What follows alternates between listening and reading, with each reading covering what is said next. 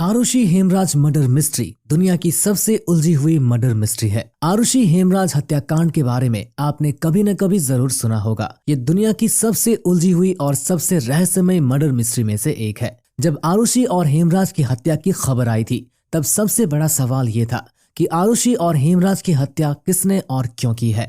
कमाल की बात तो यह है कि सालों बीत गए, दर्जनों पुलिस और सीबीआई के 2 टीम भी जांच करके चली गई।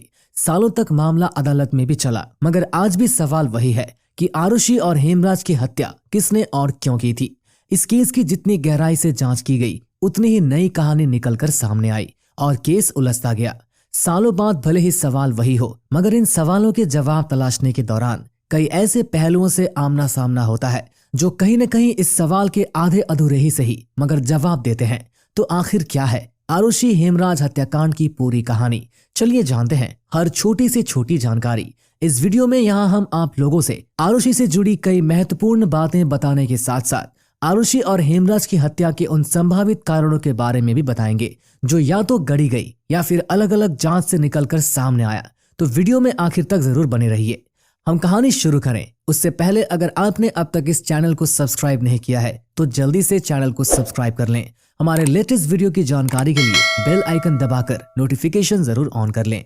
आरुषि हेमराज हत्याकांड नोएडा के सेक्टर 25 में स्थित जलवायु अपार्टमेंट के मकान संख्या 32 में घटित हुई थी। ये घर डॉक्टर राजेश तलवार और नुपुर तलवार का था। डॉक्टर राजेश तलवार एक डेंटिस्ट थे जो अपनी पर्सनल क्लिनिक चलाने के साथ साथ फोर्टिस अस्पताल में भी काम करते थे। आरुषि तलवार राजेश और नुपुर तलवार की इकलौती संतान थी। आरुषि की उम्र हत्या के समय करीब 14 साल थी। इसके अलावा परिवार का एक घरेलू नौकर भी था जिसका नाम हेमराज था। हेमराज मूल रूप से नेपाल का रहने वाला था। हर दिन की तरह 15 मई 2008 को भी आरुषि तलवार सुबह 6 बजे उठ गई और स्कूल जाने की तैयारी में लग गई। हेमराज आरुषि के लिए नाश्ता बनाने लग गया, जबकि नुपुर आरुषि को तैयार होने में मदद करने लगी। 15 मई को आरुषि जल्द से जल्द स्कूल पहुंचना चाह रही थी क्योंकि 16 मई के बाद स्कूल में गर्मियों की छुट्टी होने वाली थी। यही वजह थी कि वैसे तो आरुषि का जन्मदिन 24 मई को आता था, मगर उसने 16 मई को ही बर्थडे सेलिब्रेट करने का फैसला किया ताकि उसके दोस्त भी बर्थडे में शामिल हो सके। आरुषि के स्कूल जाने के बाद आरुषि के माता पिता यानी राजेश तलवार और नुपुर तलवार भी अपने अपने काम के लिए निकल गए और फिर सभी शाम में ही घर में एक साथ जमा हुए। रात के लगभग 10 बजे राजेश, नुपुर और आरुषि ने एक साथ खाना खाया। खाना खाने के बाद ये सभी अपने अपने कमरों में चले गए। हालांकि थोड़ी देर बाद ही राजेश और नुपुर तलवार अपनी बेटी के कमरे में गए और थोड़ी देर 16 मई को आयोजित होने वाली बर्थडे पार्टी के बारे में चर्चा की। साथ ही सरप्राइज के तौर पर जन्मदिन से पहले ही बेटी को एक डिजिटल कैमरा गिफ्ट किया। वैसे तो राजेश तलवार ये कैमरा अपनी बेटी को 24 मई यानी आरुषि की असल बर्थडे के दिन देना चाह रहे थे, मगर नुपुर ने राजेश को उसी रात बेटी को ये कैमरा सरप्राइज के तौर पर देने के लिए कहा। कैमरा मिलते ही आरुषि ने एक के बाद एक कई तस्वीरें खींची। उसने अपने इस डिजिटल कैमरे से आखिरी फोटो 10:10 पर खींची थी। आरुषि ने इस दौरान अपनी तस्वीर लेने के साथ साथ अपने माता पिता की भी कई तस्वीरें खींची थी।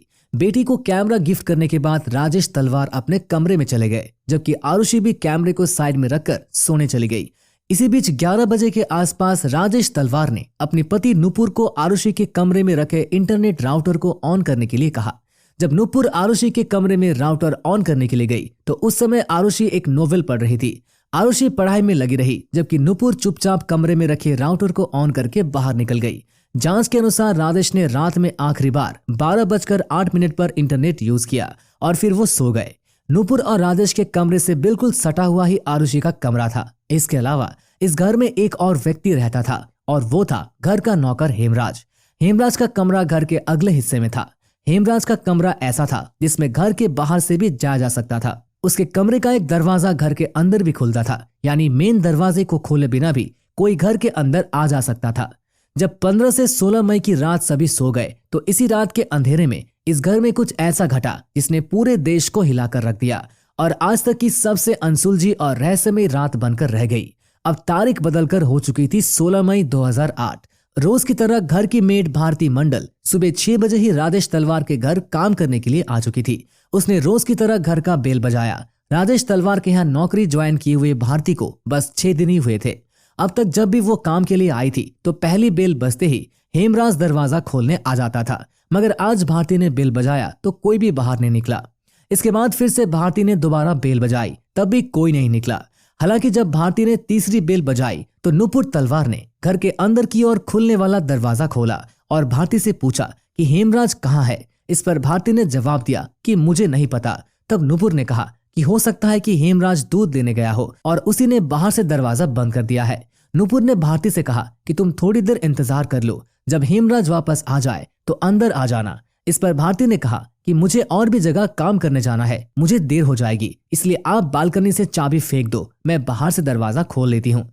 इसके बाद नुपुर तलवार घर के अंदर गई और फिर चाबी लेकर बालकनी में आई, जहां से उन्होंने चाबी नीचे फेंक दी। चाबी देने के बाद नुपुर ने भारती से ये भी कहा कि शायद दरवाजा लॉक नहीं है बल्कि सिर्फ कुंडी लगी हुई है, फिर से चेक करो। वापस आकर भारती ने देखा तो सच में दरवाजा लॉक नहीं था बल्कि सिर्फ कुंडी लगी हुई थी। भारती को चाबी देने के बाद नुपुर ने हेमराज के मोबाइल पर फोन किया। कथित तौर पर कुछ ही रिंग होने के बाद फोन कट गया और अगले ही पल हेमराज का मोबाइल स्विच ऑफ आने लगा। फिर दोबारा कभी फोन ऑन भी नहीं हुआ और ना ही कभी वो फोन मिला।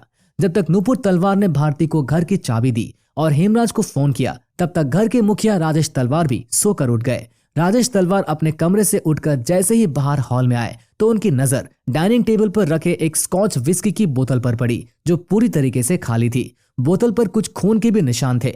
बोतल देखकर राजेश तलवार चौंक गए तथा उन्होंने अपनी पत्नी नुपुर तलवार से पूछा कि आखिर यहाँ ये बोतल किसने रखी है। इस पर नुपुर थोड़ा चौंक गई और उन्होंने राजेश तलवार को कहा कि जरा एक बार तुम आरुषि के कमरे को चेक करो। आरुषि के कमरे का दरवाजा ऐसा था जिसे बाहर से सिर्फ चाबी से ही खोला जा सकता था, जबकि अंदर की ओर से ही उसकी केवल बिना चाबी के खोला जा सकता था। अक्सर रात में सोते समय नुपुर आरुषि का कमरा बाहर से लॉक कर दिया करती थी, मगर उस समय राजेश तलवार ने देखा कि आरुषि के कमरे का दरवाजा थोड़ा सा खुला हुआ है। कमरा खुला देखकर जैसे ही राजेश तलवार अंदर गए, अंदर का नजारा देखकर उनके पैरों तले जमीन खिसक गई और वो बेतहाशा चीखने लगे। आरुषि के बिस्तर पर चारों ओर खून ही खून था। उसका पूरा शरीर खून से लथपथ था, जबकि गर्दन पर गहरे जख्म के निशान थे।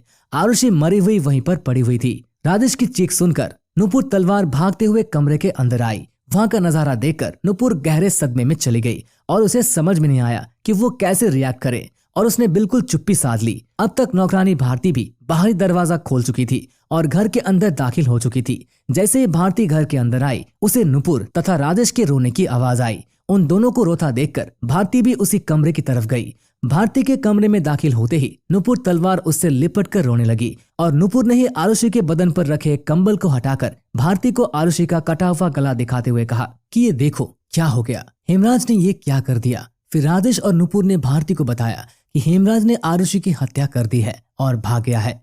भारती ने उन दोनों को शांत करने की कोशिश की, साथ ही उनसे पूछा क्या किसी को बुलाकर ले आए। इस पर नुपुर ने पड़ोसियों को बुलाने की इजाजत दे दी। इसके बाद भारती भागते हुए घर के बाहर आई तथा उसने इसी जलवायु विहार अपार्टमेंट में रहने वाले अन्य लोगों को आरुषि की हत्या के बारे में बताया।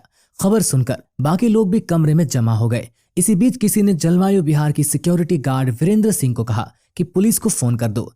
जब पुलिस मौके पर पहुंची तो पुलिस वालों ने देखा कि लगभग 15 लोग लिविंग रूम में खड़े थे, जबकि 5 से 6 लोग राजेश तथा नुपुर तलवार के कमरे में थे, जबकि आरुषि के कमरे में कोई नहीं था। जैसे ही पुलिस वाले वहां पर पहुंचे, राजेश तलवार ने पुलिस वालों को कहा कि घर के नौकर हेमराज ने ही आरुषि की हत्या की है और वो भाग गया है। आप जितनी जल्दी हो सके हेमराज को पकड़िए, क्योंकि हेमराज सच में गायब था। इसलिए पुलिस वालों को लगता है कि पहले हेमराज ने शराब पी और फिर शराब के नशे में आकर वो आरुषि के कमरे में चला गया, जहां उसने आरुषि के साथ जोर जबरदस्ती करने की कोशिश की। जब आरुषि ने इसका विरोध किया तो हेमराज ने एक खुकुरी के सहारे आरुषि की हत्या कर दी और फिर भाग गया। इस थ्योरी के आधार पर हेमराज को आरुषि का मर्डरर मानते हुए पुलिस ने हेमराज पर 20,000 का इनाम भी रख दिया था तथा पुलिस की एक टीम आनन फानन में हेमराज को पकड़ने के लिए नेपाल में उसके गांव के लिए भी निकल गई। इधर पुलिस की दूसरी टीम ने लाश को अपने कब्जे में ले लिया और आरुषि के शव को लगभग 8:30 पर पोस्टमार्टम के लिए ले जाया गया। पोस्टमार्टम होने के बाद लगभग 1 बजे फिर से आरुषि का शव उसके घर वापस लाया गया और लगभग 4 बजे के आसपास आरुषि का अंतिम संस्कार करने के लिए शव को पास के शमशान घाट में ले जाया गया। आरुषि के अंतिम संस्कार के बाद पुलिस ने आरोप लगाया कि राजेश तलवार आरुषि का अंतिम संस्कार जल्द से जल्द करना चाहते हैं, जबकि राजेश तलवार की दलील थी कि बड़े बुजुर्गों की राय थी कि जल्द से जल्द अंतिम संस्कार कर दिया जाए। लाश मिलने से लेकर अंतिम संस्कार की प्रक्रिया तक इस घर में इतने ज्यादा लोग आए कि क्राइम सीन पूरा का पूरा तहस नहस हो गया। वहीं पुलिस की भी लापरवाही रही कि पुलिस ने क्राइम सीन को सुरक्षित करने के लिए भी बहुत ज्यादा मेहनत नहीं की। इसका नतीजा रहा कि बहुत सारे अहम सबूत नष्ट हो गए। विशेषज्ञों का दावा तो यहाँ तक था कि 90% सबूत तो इस लापरवाही की वजह से नष्ट हो ही गए। फिर भी फॉरेंसिक एक्सपर्ट्स ने आरुषि के कपड़े, चादर, बेडशीट, मैट्रेसेस इत्यादि को जांच के लिए फॉरेंसिक लैब भेज दिया। इसके अलावा दीवारों तथा विस्की की बोतल से भी खून के नमूने इकट्ठे किए गए। वहीं बड़े पैमाने पर घर के अंदर से फिंगरप्रिंट भी उठाए गए। घर के अंदर जांच के दौरान ही पुलिस वालों की नजर ऊपर जाती हुई सीढ़ी पर पड़ी, जिस पर कई जगह खून के निशान थे। फ्लोर पर भी कई जगह खून के छींटे पड़ी हुई थी। इस खून के धब्बों का पीछा करते हुए पुलिस वाले जब ऊपर की तरफ बढ़ते गए तो उन्होंने देखा कि छत पर जाने वाला दरवाजा बंद है। इस पर एक पुलिस वाले ने राजेश तलवार से छत पर लगे दरवाजे की चाबी मांगी। इस पर राजेश तलवार तुरंत घर के अंदर चले गए और काफी देर तक अपने कमरे से बाहर नहीं निकले। जब पुलिस वाले ने दोबारा छत की चाबी मांगी तो राजेश तलवार पुलिस वालों पर ही भड़क गए और कहने लगे कि आप यहाँ छत पर जाने में अपना समय बर्बाद कर रहे हैं। उधर कातिल कहीं तब तक भाग जाएगा, आप जाकर पहले उसको पकड़िए। राजेश तलवार की ये बातें सुनकर वहां मौजूद पुलिस वालों ने छत पर जाने का इरादा बदल लिया और हेमराज को खोजने की कोशिश में काफी तेज हो गई। उधर 17 मई 2008 को राजेश और नुपुर तलवार अपनी बेटी आरुषि तलवार की अस्थियों को विसर्जित करने के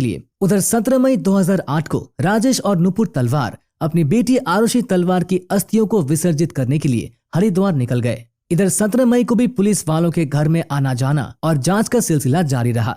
इसी बीच घर में एक रिटायर्ड पुलिस ऑफिसर के गौतम आए। वो क्राइम सीन का मुआयना करके जांच दल में शामिल एक पुलिस वाले की रिक्वेस्ट पर आए थे। जब के गौतम ने भी छत की तरफ जाने वाली सीढ़ी पर खून के धब्बे देखे तो उन्होंने भी छत की चाबी खोजी। चाबी नहीं मिली तो अंत में लॉक तोड़ने का फैसला किया गया। इसी के बाद सुबह के लगभग 10:30 बजे छत पर जाने वाले दरवाजे का लॉक तोड़ा गया। जांच अधिकारी छत पर गए। यहाँ पर उन्होंने जो भी कुछ देखा वो देखकर हर कोई हिल गया। यहाँ पर एक लाश पड़ी हुई थी और इस लाश के गले पर भी ठीक वैसे ही जख्म के निशान थे जैसे निशान आरुषि के गले पर थे। लाश देखते ही पुलिस वालों ने उस समय घर में मौजूद राजेश तलवार के भाई को बुलाकर लाश की पहचान करने को कहा।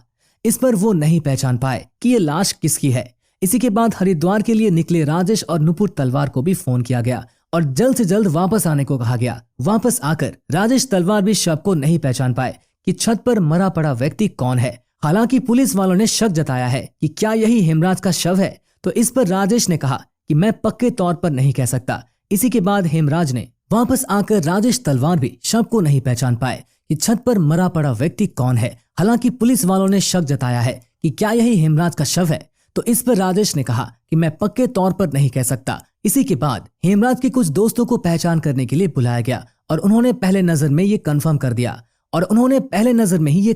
दिया कि ये शव तो हेमराज का है। मतलब जिस हेमराज को अब तक आरुषि का कातिल मानकर पुलिस ढूंढ रही थी, उसकी लाश खून में डूबी हुई छत पर कोने में पड़ी हुई थी। अब पुलिस के सामने ये पता लगाने की चुनौती थी कि आखिर इन दोनों का कातिल कौन है। अब जांच कर रही पुलिस की टीम ही दो भागों में बट गई। एक टीम ने अपनी थ्योरी के हिसाब से घर में मौजूद राजेश और नुपुर तलवार को इन दोनों का कातिल मानना शुरू कर दिया, जबकि पुलिस की एक टीम ने हेमराज के दोस्तों पर शक जताया।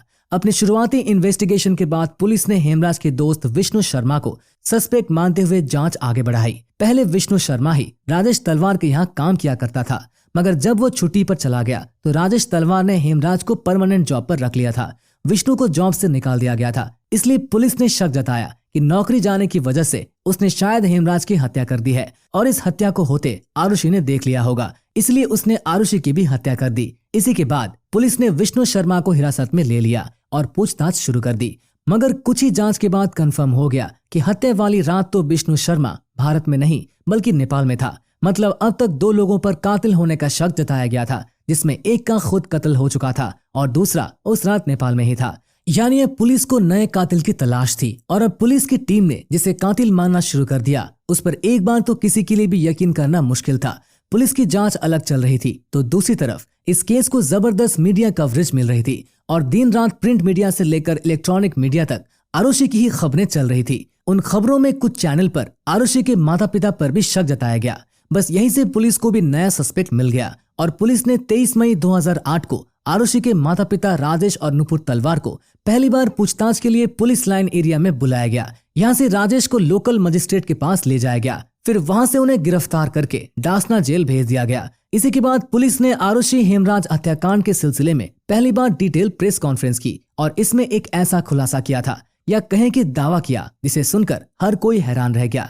Inspector general of police Gurudarshan Singh ने 23 मई को दावा किया कि पूछताछ में खुलासा हुआ है कि राजेश तलवार का extra marital affair Anita Durrani के साथ चल रहा था। इस बात की जानकारी आरुषि के एक दोस्त अनमोल ने आरुषि को दी थी। इस पर आरुषि अपने पिता से नाराज हो गई थी और उसने इस पर ऑब्जेक्शन किया था। पुलिस के मुताबिक पिता के एक्स्ट्रा मैरिटल अफेयर से आरुषि पर काफी बुरा असर हुआ और उसने खुद को घर में कैद कर लिया, यहाँ तक कि वो कथित तौर पर हेमराज के साथ सेक्सुअल रिलेशनशिप में आ गई। इसी के बाद 15 मई 2008 की रात जब राजेश तलवार सोने चले गए तब आरुषि के कमरे में हेमराज आ गया। जब दोनों संबंध बना रहे थे तभी राजेश तलवार किसी काम से कमरे से निकलकर बाहर आए तो उन्हें आरुषि का कमरा थोड़ा खुला हुआ दिखा। इस पर वो अंदर चले गए जहां उन्होंने देखा कि दोनों आपत्तिजनक स्थिति में है। ये देखकर राजेश तलवार को गुस्सा आ गया और उन्होंने हेमराज को मारना शुरू कर दिया और मारते हुए उसे छत पर ले गए जहां पर उसके सर पर किसी भारी चीज से वार किया और फिर अपने सर्जिकल ब्लेड से उसका गला काट दिया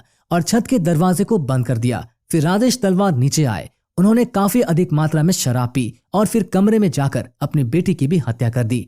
ये शब्द हमारे नहीं है बल्कि ये दावा पहली बार पुलिस की ओर से किया गया था। इस बयान के बाद पुलिस पर आरुषि के चरित्र हनन का आरोप लगने लगा और पुलिस की काफी ज्यादा खिंचाई होने लगी। इसी के बाद पुलिस वालों ने अपना बयान बदलते हुए ये दावा किया कि आरुषि को अपने पिता राजेश तलवार के एक्स्ट्रा मैरिटल अफेयर के बारे में पता चल गया था तथा वो अपने पिता को ब्लैकमेल करने लगी थी, जिससे राजेश तलवार को गुस्सा आ गया और उन्होंने गुस्से में आकर अपनी बेटी की हत्या कर दी। राजेश को ऐसा करते हुए हेमराज ने देख लिया था। बस यही इस गवाह को मिटाने के लिए राजेश ने हेमराज की भी हत्या कर दी। पुलिस ने आरोप लगाया कि दोनों की हत्या के बाद सबूत मिटाने में राजेश तलवार की पत्नी नुपुर तलवार ने भी अपने पति का साथ दिया।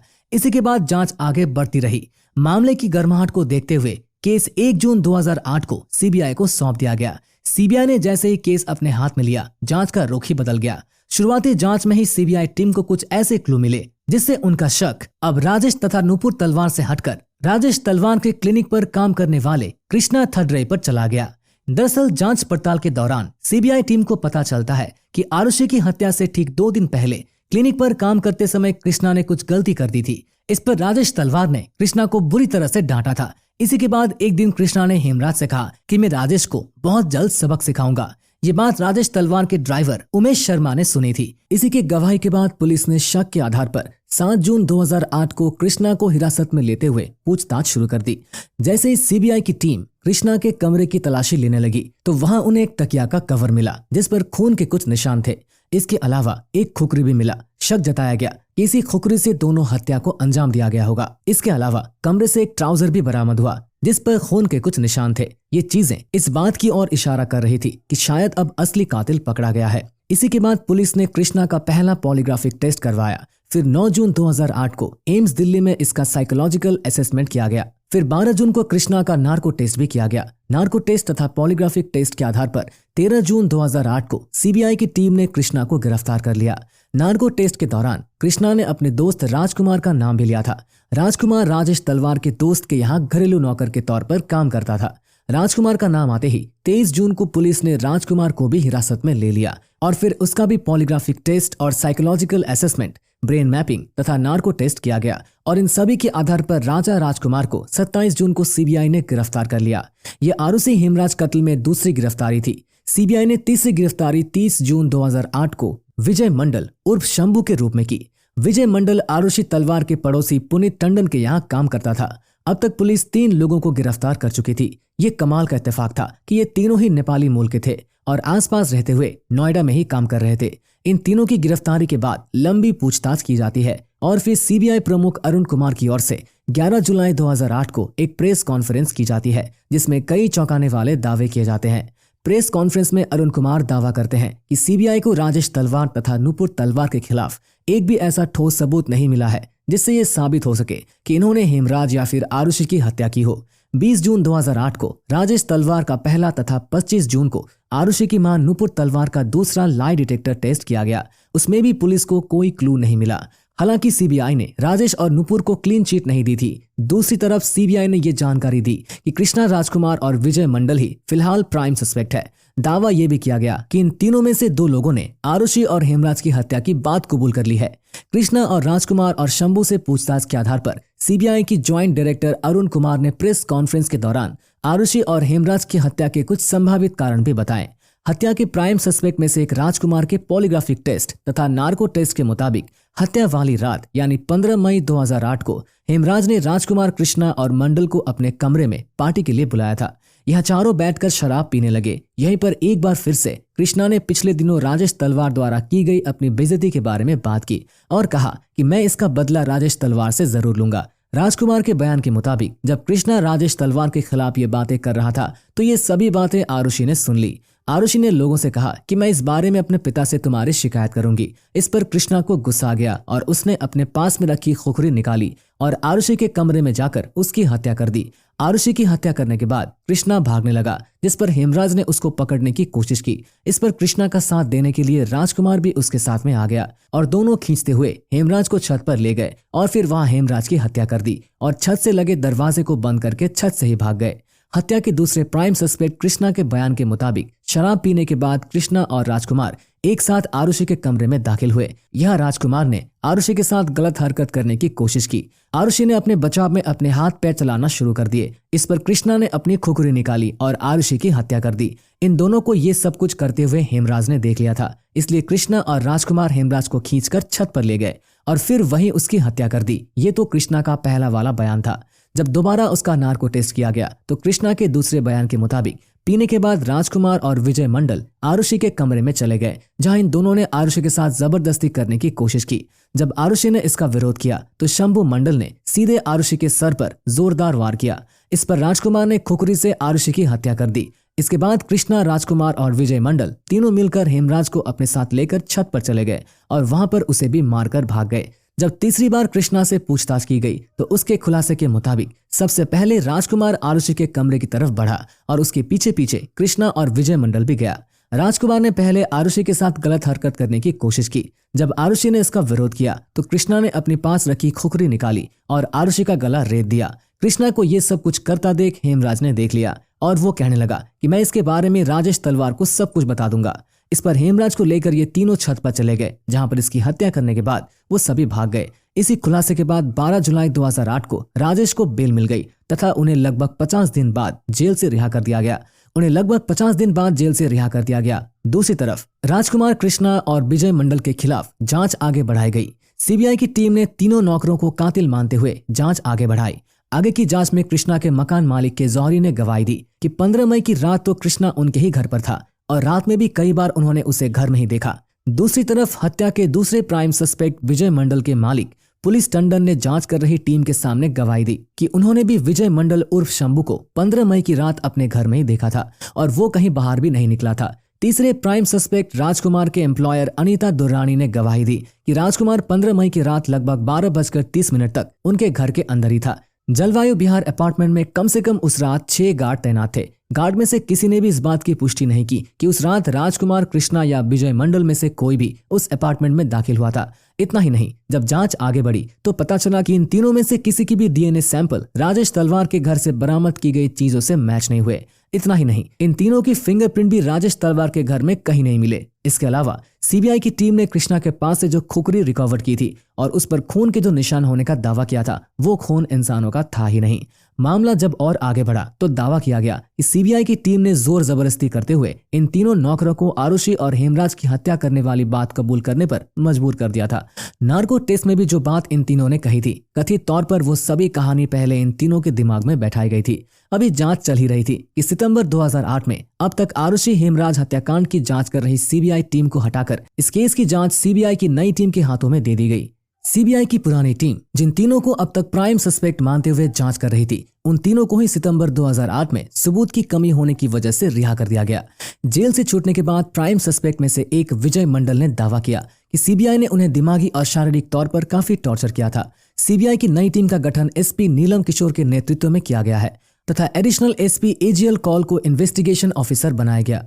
सीबीआई की नई टीम ने फिर से नए सिरे से जांच करनी शुरू कर दी थी और पूछताछ की शुरुआत आरुषि के पोस्टमार्टम करने वाले डॉक्टरों की टीम से की। पूछताछ के दौरान डॉक्टर सुनील दोहरा तथा डॉक्टर नरेश राज ने नया खुलासा करते हुए कहा कि आरुषि के पोस्टमार्टम के दौरान उन्होंने देखा कि आरुषि के हाइमेन क्षतिग्रस्त थे तथा ऐसा लग रहा था कि आरुषि के मरने के बाद उसके प्राइवेट पार्ट्स को काफी अच्छे से साफ किया गया था। दूसरी तरफ डॉक्टर नरेश राज ने सीबीआई के सामने गवाही दी कि हेमराज के सूजे हुए प्राइवेट पार्ट इस बात की ओर इशारा कर रहे थे कि अंतिम समय में कि हेमराज सेक्सुअल इंटरकोर्स में शामिल था। फिर अक्टूबर 2009 में प्राइम सीन को फिर से रिक्रिएट किया गया और सीबीआई की नई टीम ने दावा किया कि आरुषि के कमरे की जो हालात लोगों ने हत्या के बाद देखी थी, दरअसल वो बनाई गई थी। यानी हत्या करने के बाद चीजों को अपने हिसाब से सही किया गया और फिर लोगों को आरुषि की हत्या की खबर दी गई। जांच में यह भी खुलासा हुआ कि जिस समय आरुषि का पोस्टमार्टम हो रहा था उसी समय आरुषि के पिता राजेश तलवार ने अपने एक रिश्तेदार को फोन किया जिसकी पहचान एक रिटायर्ड आला पुलिस ऑफिसर से थी।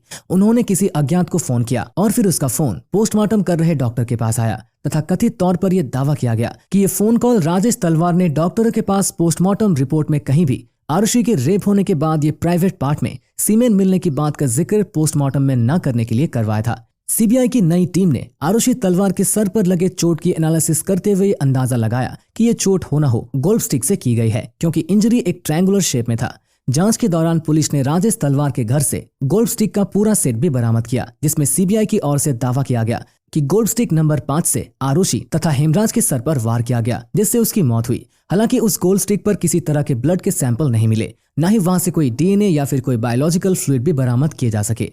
बाद में जब गोल्फ स्टिक को टेस्ट के लिए भेजा गया तो उसके रिपोर्ट के मुताबिक सभी गोल्फ स्टिक्स में से एक स्टिक को देखकर ऐसा लग रहा था कि हाल ही में काफी अच्छे से साफ की गई हो, इसलिए उन पर से सारे सबूत भी मिट गए हैं। इसके बाद सीबीआई ने अपनी जांच आगे बढ़ाई और 18 से 19 मई के बीच 2010 में एक बार फिर से राजेश तलवार को पूछताछ के लिए बुलाया गया। सभी पूछताछ तथा लंबी जांच के बाद भी सीबीआई टीम को कोई पुख्ता सबूत नहीं मिले। इसी के आधार पर 29 दिसंबर 2010 को सीबीआई की नई टीम ने कोर्ट में इस केस को बंद करने के लिए क्लोजर रिपोर्ट फाइल की। हालांकि इस रिपोर्ट में राजेश तलवार पर आरुषि और हेमराज की हत्या का शक सीबीआई ने जताया, जबकि नौकरों को रिपोर्ट में बेगुनाह बताया गया। अपनी क्लोजिंग रिपोर्ट में सीबीआई ने कहा कि इस बात की कोई सबूत नहीं मिले हैं कि हेमराज का कत्ल आरुषि के कमरे में हुआ था। हेमराज के ब्लड सैंपल भी कहीं भी आरुषि के कमरे में नहीं मिले। इसके अलावा राजेश या नुपुर के कपड़ों में से हेमराज के सैंपल नहीं मिले। सीबीआई टीम को हत्या में इस्तेमाल किए गए हथियार भी कभी नहीं मिले। हालांकि रिपोर्ट में सीबीआई ने दावा किया कि जैसा कट आरुषि के और हेमराज के गले पर था उसे देखते हुए लग रहा था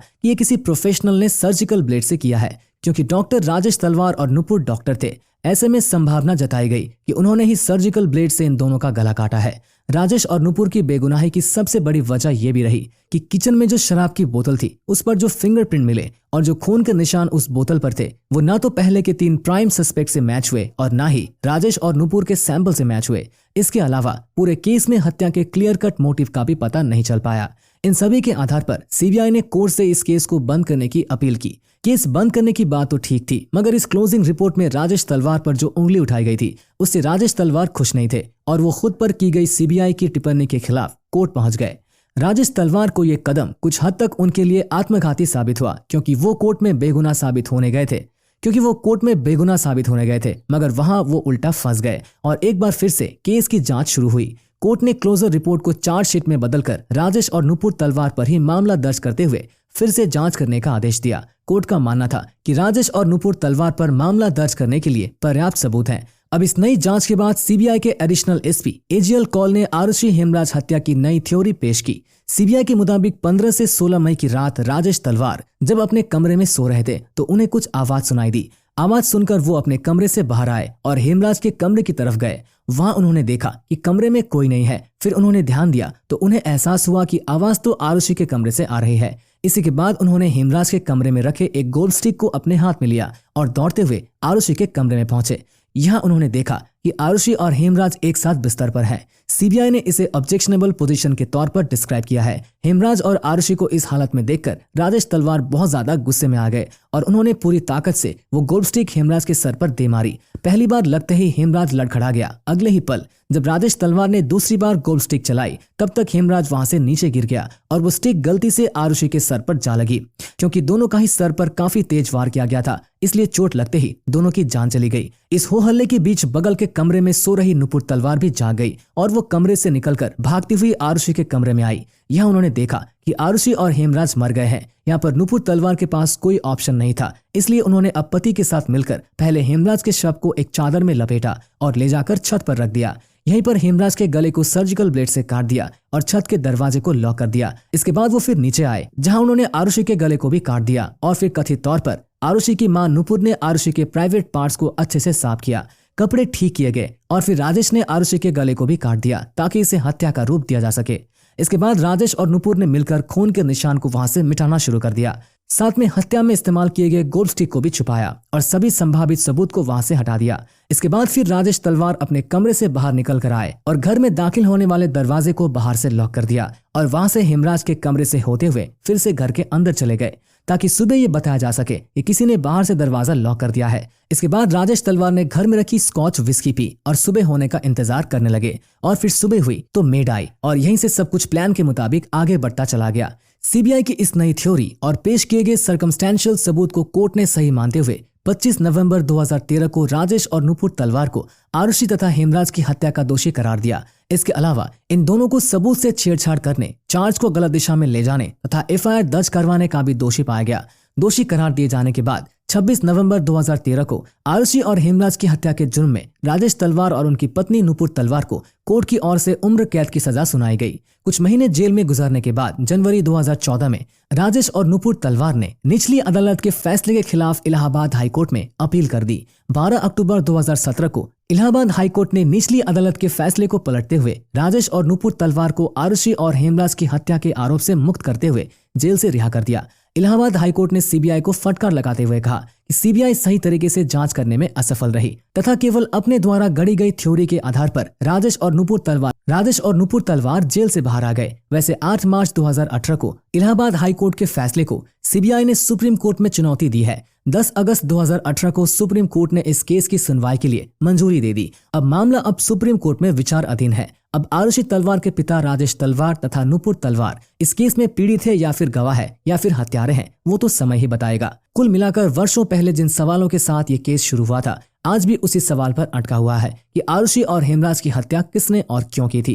क्योंकि मामला अभी विचार अधीन है, इसलिए हम इस पूरे मामले पर कोई भी अंतिम टिप्पणी नहीं देंगे। इस केस का सच जो भी है वो बाहर आना चाहिए और आरुषि और हेमराज को इंसाफ मिलना ही चाहिए।